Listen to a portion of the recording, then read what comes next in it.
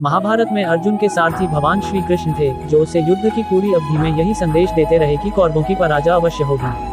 अर्जुन, तुम महावीर हो, तुम कारण को मारने में अवश्य सफल रहोगे। तुम्हारे साथ सत्य की शक्ति है, परमात्मा की शक्ति है। इसकी विपरीत कर्ण अर्जुन से कहीं अधिक वीर और साहसी होने पर भी दुविधा में पड़ा रहा। उसकी मां कुंती ने युद्ध से पूर्व यह वचन ले लिया कि वह युद्धभूमि में अर्जुन के सिवाय और किसी भाई को नहीं मारेगा। जीवन भर सारथी पुत्र कहे जाने वाले महापराक्रमी कर्ण के मन में कितना द्वंद्व और दुख रहा होगा कि उसको जन्म देने वाली माता कुंती ने उसे अपना पुत्र स्वीकारा भी तो कब, जब वह अपने जीवन के सबसे भीषण और निर्णायक युद्ध महाभारत में कौरवों का सेनापति घोषित कर दिया गया।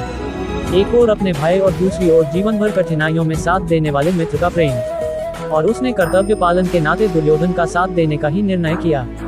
सारथी पुत्र विशेषण से युक्त कर्ण के सेनापति बन जाने के बाद भी कोई प्रतिष्ठित राजा उसका सारथी नहीं बनना चाहता था।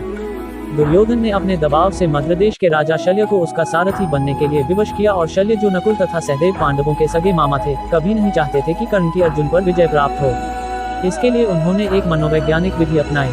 कर्ण का रथ चलाते हुए भी वह उससे बार बार यह कहते रहे कि तुम अर्जुन से हार जाओगे। इस बात को उन्होंने अनेक प्रकार से इतनी बार कहा कि कर्ण भी कसमसा उठा। इस तरह एक और अर्जुन था, जिसके सारथी योगीराज कृष्ण उसमें उत्साह, आत्मविश्वास और विजय के विचार तथा भावनाएं भर रहे थे, तो दूसरी और दुविधाग्रस्त कर्ण था, जिसके मन में शल्यहीनता, हताशा तथा हार के विचार भर रहा था। अंत में कर्ण अर्जुन के बाणों से धाराशायी हो गया और उसकी हार हो गई। इस कथा में एक मनोवैज्ञानिक सत्य छिपा हुआ है। वह सत्य है विचारों की शक्ति का। हम जिस विचार से सम्मोहित हो जाते हैं, वैसे ही बन जाते हैं। हमारे मनोमस्तिष्क में दूसरों के द्वारा कही हुई बातों, दृश्यों, स्मृतियों आदि के द्वारा भांति भांति के विचार उठते रहते हैं। इस तरह कर्ण और अर्जुन दोनों में विचारों का संप्रेषण किया गया, और जिसको जिस विचार का संप्रेषण दिया गया उसके साथ वैसे ही हुआ। हम रोजाना अपनी जिंदगी के बारे में कैसे महसूस करते हैं, यही हमारे आने वाले कल का निर्माण करता है।